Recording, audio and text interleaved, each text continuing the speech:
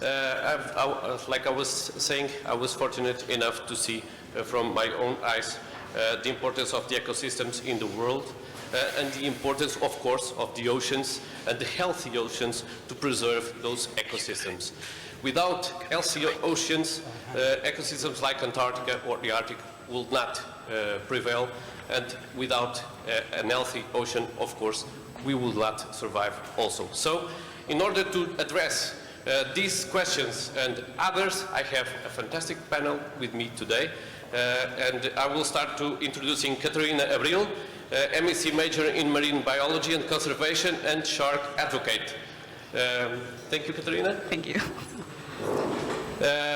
Richard Barreno, president of Sea Sheperd Spain and Eco-Sophist. Frederik Mowinckel, Sea Sheperd Portugal and Global Salmon Farming Resistance. And Maria Pena Ermida, law graduate from Universidade Católica Portuguesa and a master degree in international and European law. Hi. Thank you so much, everyone, for being here.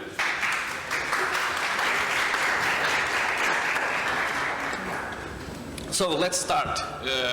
Maria, can you talk us about the new BBNJ?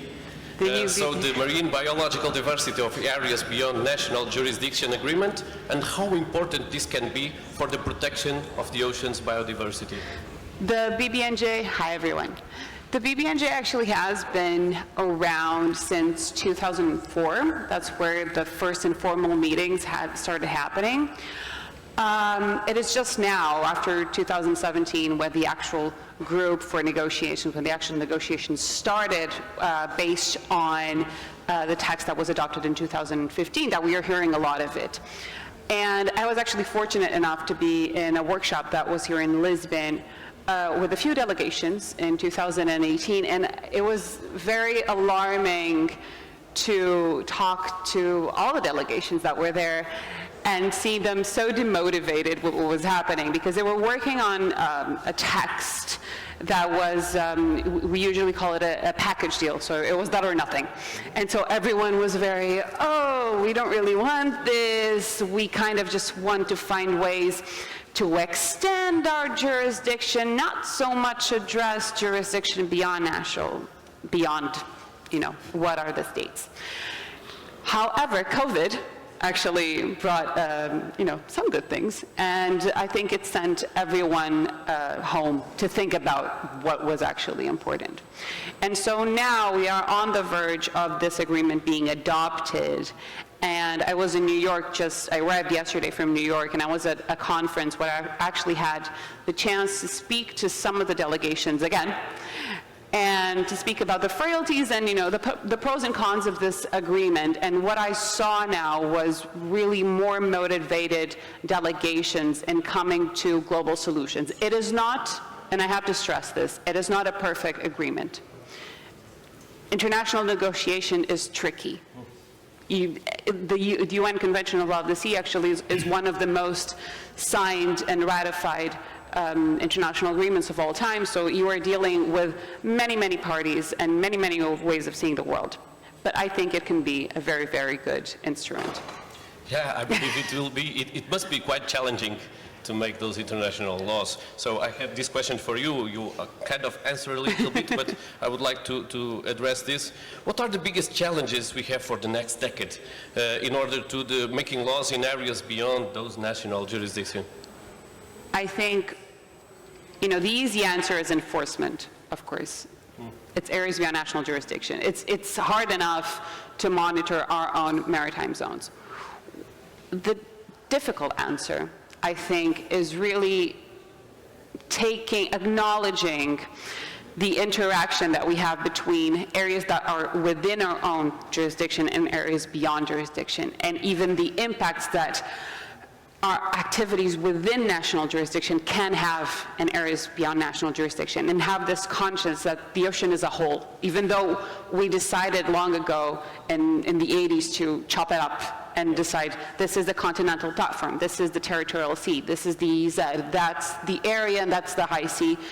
In practice it's not like that. These are political and legal divisions. So I think that's going to be the main challenge, is to have legal framework address this unified medium. Yeah, okay. We all know laws are extremely important to protect oceans and biodiversity, of course. And of course, without laws that protect those oceans, the situation will be much more serious. However, at this point, we know they are not enough, or at least they are not being respected by many countries and a big part of the society. Should laws be more aggressive to the lawbreakers? I love this question. I get this question a lot. I think it's not a question of aggressiveness, because if you cannot respect the basic, then the problem is not in the rule itself, it's in the whole system around the rule. So here you're dealing with enforcement. You're dealing with the role that, for example, international, and actually I'm doing my PhD now, and this is what I'm studying, the role of international courts can play in ocean protection is essential to understand what that role is, and whether we can take the rules that we have and perhaps extract from those rules more aggressive rules. It's not the problem. The problem is not what is written at the moment. The problem is how we interpret what is written and how we enforce that. Because making more aggressive rules, you know, you can have more aggressive rules in a domestic state, and we tend to think that international law is not effective, it does not exist because countries will breach it. Well, yes, of course, but it's the asymmetric nature of international law, as is the asymmetric nature of society within a state, and just because, you know, someone kills the other person, we don't say that the law in that state does not exist. It still exists. What you need is more enforcement. What you need is a system that works, not change the law. Thank you so much for that. Maria, changing a little bit the subject, I understand that you are working quite actively in this matter, and I'm talking about sea mining. And this is one of the problems that oceans are facing. I know that you and Catarina, you are actively working on this. How big of a problem is sea mining for the oceans? And of course, biodiversity. Now, big disclaimer, I am a lawyer. I'm not a scientist. I did my master's thesis on the precautionary approach applied to deep sea mining. From the legal standpoint, what the precautionary principle or approach, whatever you want to call it, says is if there is a big risk of a certain activity having a grave impact on the ocean, on health, on environment, on public safety, then perhaps don't go ahead with it until you have all the data in your hand. This is what I believe in. I believe in science-based decisions. At the moment, even with the International Seabed Authority, we do not have enough public data to go forward with the decision, whether for or against. We just do not have the data to make a conscious decision. And to just rush into something where you have virtually no legal framework, virtually no legal data, virtually no information that can lead to a positive decision, whether for or against. Why are we taking this decision? Sounds like a very human decision, unfortunately. It's a very human decision. Catarina, how about you, about sea mining? I understand that you work actively also in this matter. What do you have to say about this? I mean, can everyone hear me? Yeah. Yes. Okay, perfect. So the issue with deep seabed mining right now is exactly what Maria touched on. We don't know enough. As someone said previously on one of the panels, we know more about space than we actually know about the ocean. Even for the deep ocean, that gets way worse because we know about 0.01% of what's there. So we don't know what we could potentially be losing. It's very daunting to think that we could even be depleting species that we don't yet know. So that's just one of the many problems that deep sea bed mining comes with. There's a lot of problems concerning habitat destruction. Is it a matter of justice? Because how are the communities that are being impacted by this activity are going to benefit or not from the supposed profits from this? So it's a very complex matter, and you'd think that the humankind would think, okay, we have already so many threats to biodiversity, let's not add to the pot, but apparently that's not the case. Well, in a general way of speaking, we know that, of course, the ocean's biodiversity are facing so many problems. Global warming, overfishing, etc., etc. Loss of habitats, of course, also. In a general way of speaking, what are we facing? What are the oceans facing? What is the situation about the oceans, the seas, and the biodiversity? I mean, as I said, it's a very complex issue to touch on. We've touched on a lot of the threats today, from marine pollution to climate change to fisheries, the size of the overfishing that's been happening. So at this stage, what we have is an extinction rate that is about 1,000 to 10,000 times faster than the considered natural extinction rate was when humans weren't around. So. And the issue with these threats are they're cumulative, so you don't have just one threat at a single space at a single time. They stack up, so that's very challenging to tackle. Yeah. Your background as a marine biologist is sharks. Yeah. I love all the animals, but I love sharks. I believe they are so misunderstood. And my next question is about that.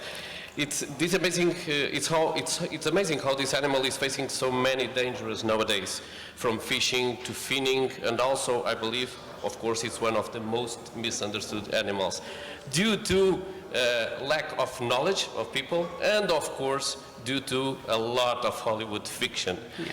Can you tell us more about this and about how magnificent this animal is? It is quite magnificent. It is one of those animals that has evolved so beautifully throughout the ages, but it is very misunderstood, and it is very misunderstood because of Hollywood fiction. For example, everyone in this room probably has watched Jaws. And the truth with Jaws is that after 1975, when the movie came out, there was this syndrome that was developed by people called the Jaws effect. This was studied by a shark scientist named Christopher Pepineff. And the Jaws effect is based on 3 pillars. The first one is that any interaction with sharks results in the death of a human being. The second one, that there's an intention behind the shark's interaction with people, and the third one is that the only way to deal with the shark is by killing the shark. So that brought a mentality to fishermen and people who interact with the ocean that we need to go out and kill every shark because they're out there to hunt us. So yeah, that really makes it difficult for us as marine conservationists and marine scientists to advocate for sharks because let's take the whaling industry for an example. It has been abolished in many countries, so people are very vocal when it comes to whales, to dolphins, to turtles, because they're relatable animals. And for sharks, you often don't have that relatability because people see sharks as white sharks. There's no more sharks. And, yeah. So yeah, it's been quite challenging, but I mean, it's great to know that you love sharks, and hopefully in this room we have more people that love sharks, and it's been growing on people, so. Yes, I love it, and I hope, yes, this understanding about this animal, we wish that this can pass over in the time and we start to understand this animal as the magnificent animal he is. But all the animals are magnificent: sharks, whales, and salmons.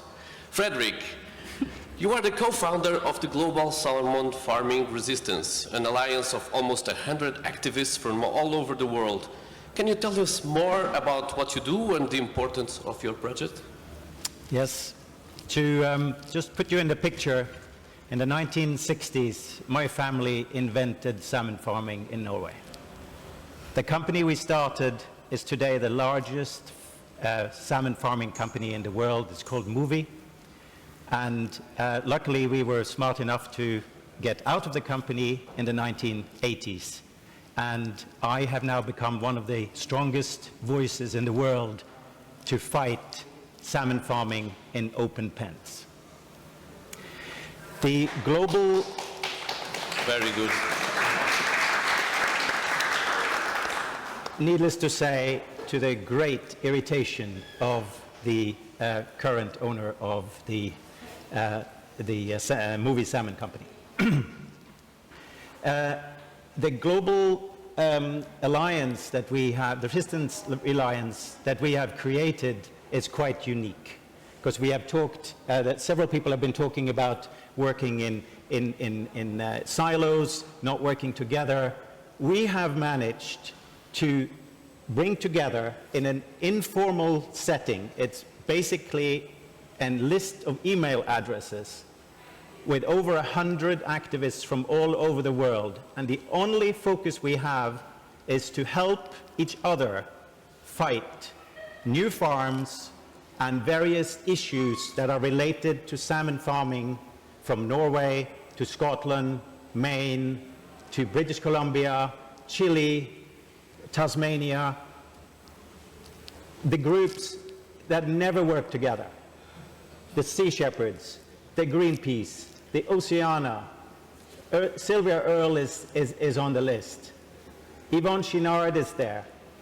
Whenever we have an issue, we send it out to everybody, and whoever can help will then add their information. So there was a very particular book that was written in Norway recently. It's called The New Fish. And it basically describes in details how corrupt, incredibly corrupt and dirty the salmon farming industry is. I sent out a request, who can translate this book to English? Well, in a few months, it will come out as a result of somebody put up their hand and said, I'll do it. I'll translate it and I will publish it. So it just shows that, you know, you wouldn't think that some of these organizations can work together, but we gave it a go, and it works beautifully. Fantastic, and we all say thank you for that, believe me. Well, most people think salmon farming is healthy, but it's not. Can you explain us why it's not? Yes, so the first mistake we made in the 1960s was that we decided that we're going to farm a predator, which would be the equivalent of farming lions or a cheetah or something, you know, who doesn't want to be farmed. So it took a long time before we managed to tame this fish. And the list is endless of why this is not not good for biodiversity, it's not good for the environment. I'll just give you a few examples. There's a desperate fight to get rid of the sea lice, because the sea lice, they love these salmon farms. There are about 2 million fish in one little pen, and the sea lice, you know, they have a feast.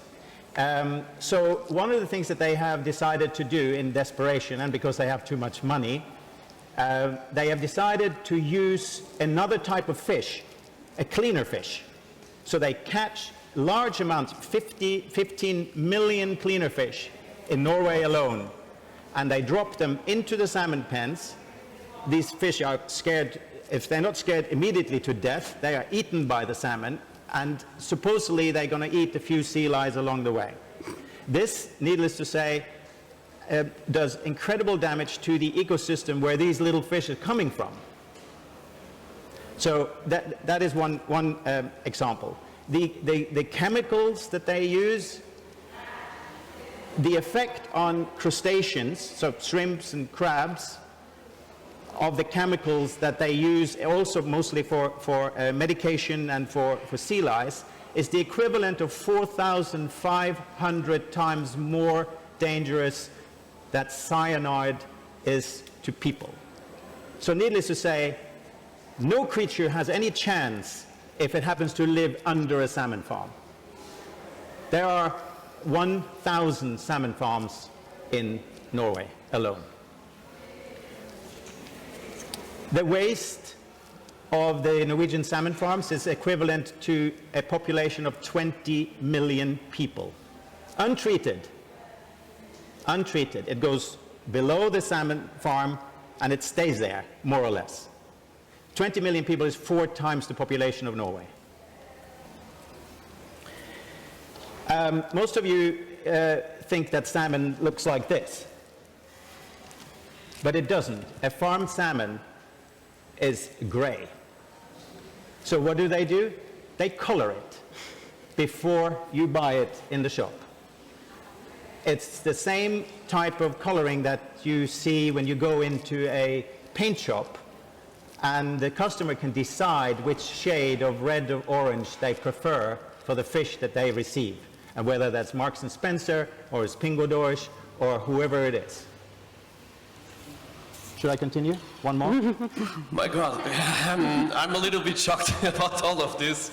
This is so overwhelming. 20% of fish meal, 50% of fish oil goes to the salmon industry, which is only 1.7% of farmed fish for human consumption.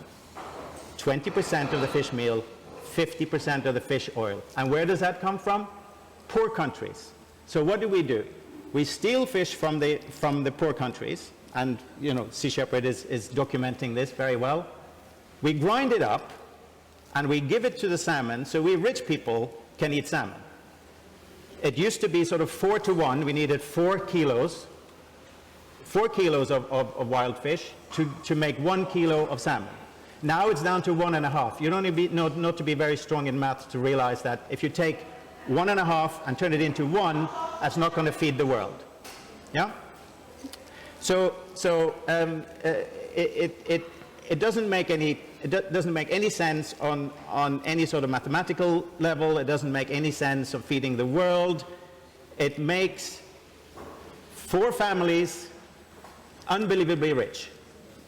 4 families control, actually 5. There is 4 Norwegian families, 1 American family that control the salmon farming all over the world. They, first generation, some of the richest in each country. The next generation, some of the richest young people in the world.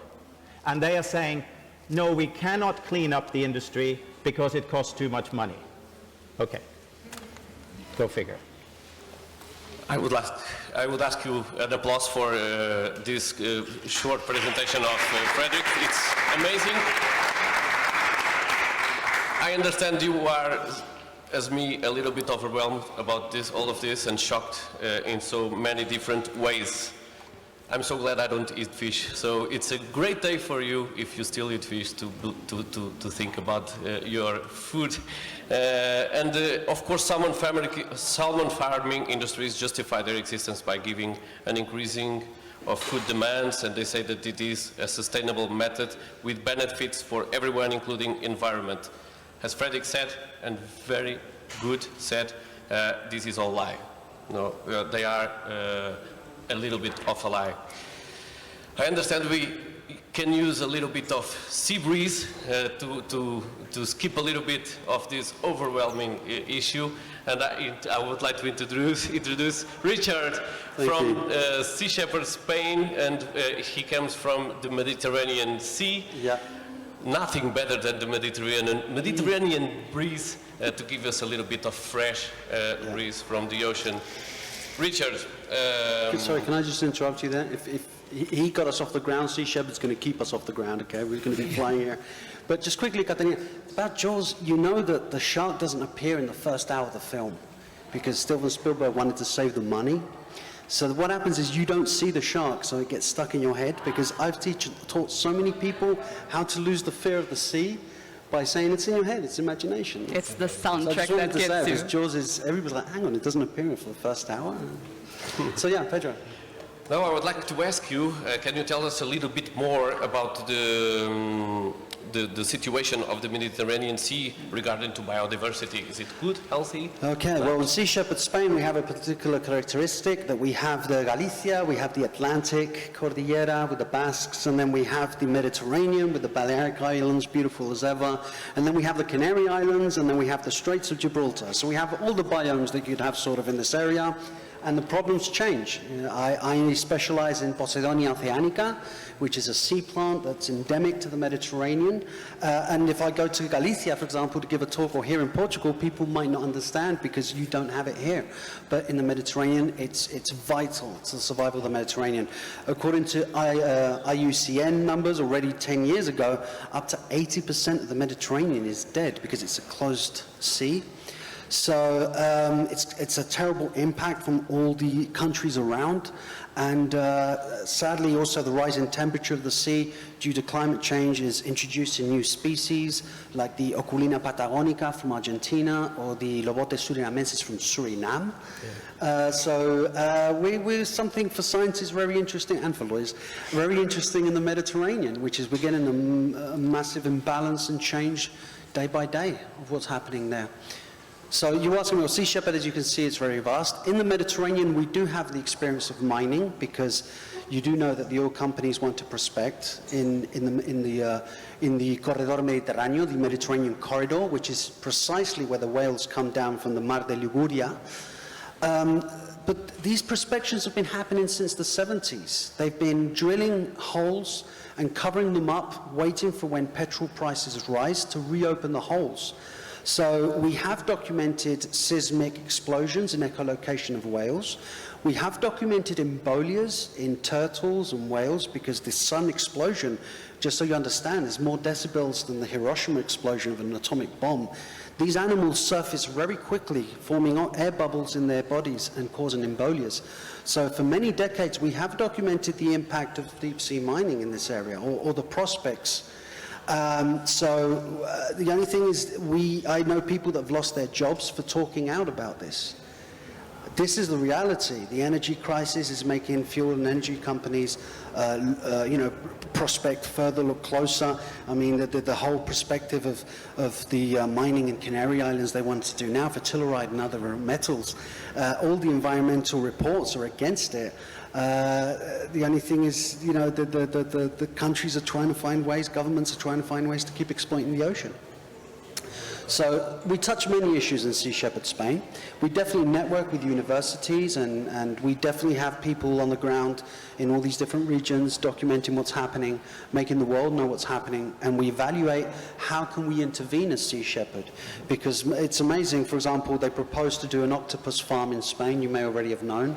Over 100 organizations, Sea Shepherd included, we signed against this farm. But then it's already in courts, and it's being talked in courts, so there's no room for the direct action which characterize Sea Shepherd, for example. But when we go to our Africa campaigns and fight the illegal fishing, we discover that a lot of the ships come from Spain, come from the Galician companies. Then they're pirating. They like Captain Alex Cornelissen this morning explained here. They have licenses to fish tuna, and they're fishing sharks, and irregularities, cases of slavery, of human rights abuses. And these are companies that are based in Spain that we have to monitor closely and call out for what they're doing. Yeah, yes, great, just great. I would love to ask you that, but you already answered about what the extremes. These waters are facing extreme dangerous situations from global warming, overfishing, and sea mining also. But there's a characteristic in the Mediterranean Sea that I would love you to tell us more about it, because I'm curious about that also as an enthusiastic biologist. Okay. That is the Posidonia oceanica. Posidonia oceanica. A perennial seagrass. Can you tell us more about this seagrass and the importance of this seagrass to the whole ecosystem? Okay, yeah, it's the large and living being. We have an 8-kilometer Posidonia in the Barreno Islands. It's a sea plant. It has flower. It's not a seaweed. A lot of people think it's seaweed. It's natural. And this plant, it produces 3 times more oxygen than a tree. It absorbs 12 times more CO2 than a tree. Wow. It has habitat for over 2,000 species. It avoids the erosion of the sand. When the banquettes, it dries, the leaves form on the coast, and it does banquettes, and that protects the shoreline from storms. It's legally protected under international law, but we still have a massive tourism industry that comes, drops the anchors, rips it up, introduces invasive species like Caulerpa, Daximosa, Racimosa, which are seaweed that are invasive and they attack the Posidonia. Posidonia grows very, very slowly, but it's vital to have clean, beautiful, healthy Mediterranean Sea.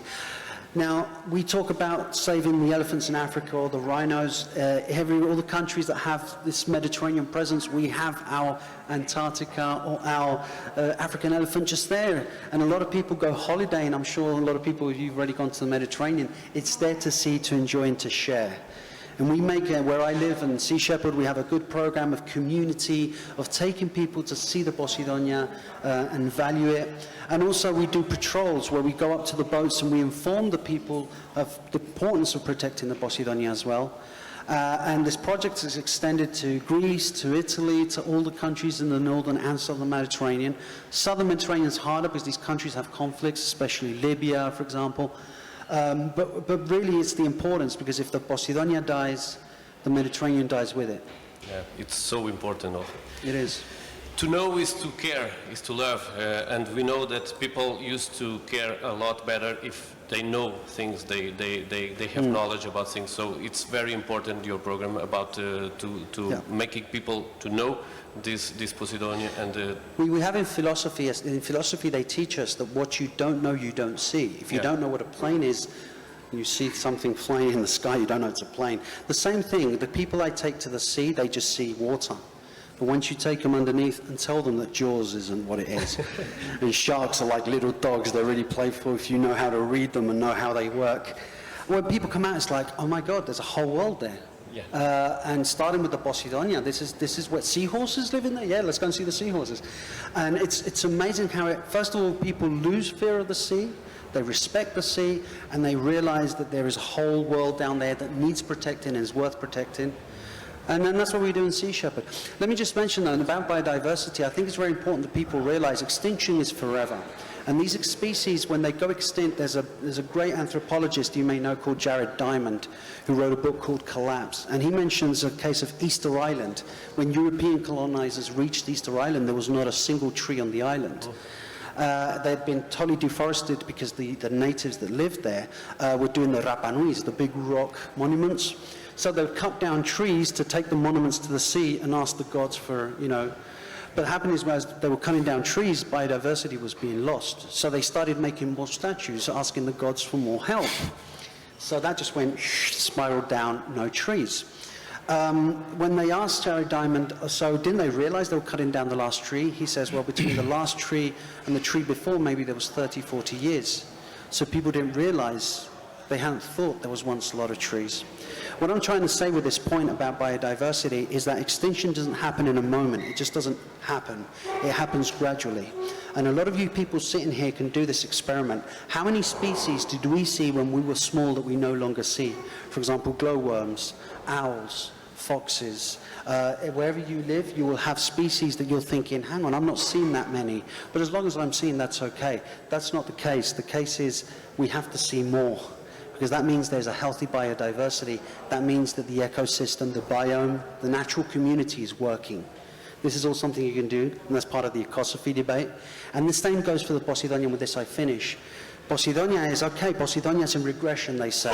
Oh, somebody's dropping an anchor. Okay, but the thing is, it's going extinct. It's not, there's less, we've got to do more. Hey, how can we get it back? It's going extinct. And one day we're going to go, and maybe we're not going to see it. Maybe in 3 or 4 generations. And then that will be forever. And that definitely will be the end of the Mediterranean. Yeah, and definitely we don't want that. Yeah. Sorry I extended myself, but I think that's a good example about biodiversity. I know you agree.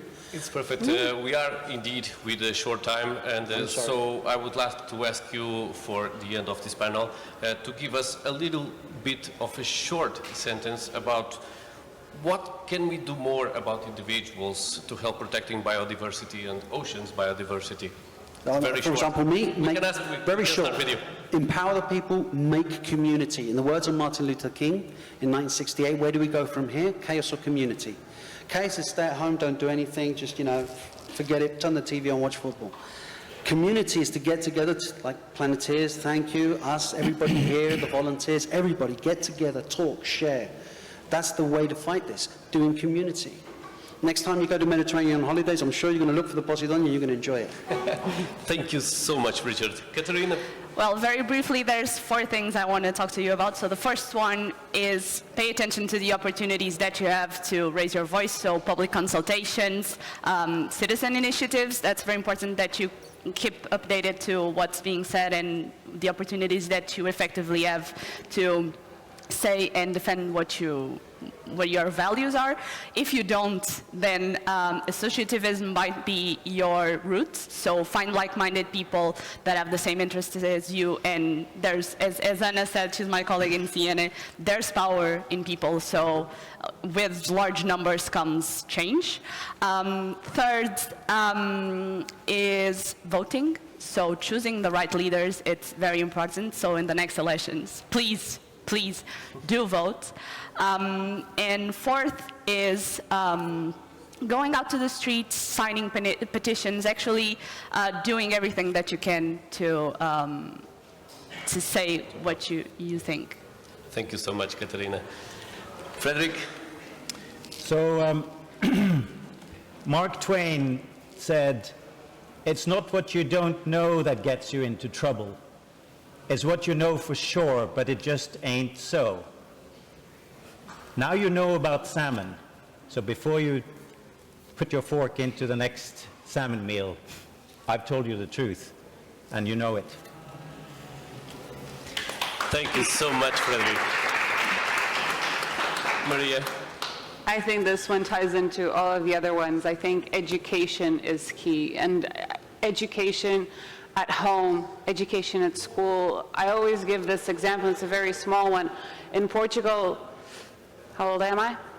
Exactly. In Portugal 20 years ago, recycling wasn't a thing. You just threw everything in the same trash and didn't think twice about it. And it was a big campaign at all schools, and then suddenly all the kids, me included, went home, "Mom, Dad, we have to recycle, we have to do it." And I think we were so annoying that right now when you go to someone's place, you have, here in Portugal, if you have something to throw out, you immediately ask, "Oh, do you guys recycle? Where is the..." It's a question that you just ask. You don't just assume that people throw everything in the same trash. And this is a big example. So education is key. I also think that. Thank you very much for that. Well, and thank you very much, everyone. I hope you have enjoyed this half-hour conversation. Unfortunately, our time is ending. But before the end, I have a message for you, for the organization. Behind this panel, there is coffee and some cakes to eat for you to can make your networking. So if you want some coffee and some snacks, you have it here behind the panel. So I just finish our panel. Thank you so much for your interventions. Yes? See, Sheperd, we have a stand. If you want to come and have a conversation afterwards, we're there, okay? Yes. And thank you, all guests, for your fantastic contributions. Please keep this in mind. If nature isn't kept healthy, we won't survive. Thank you very much.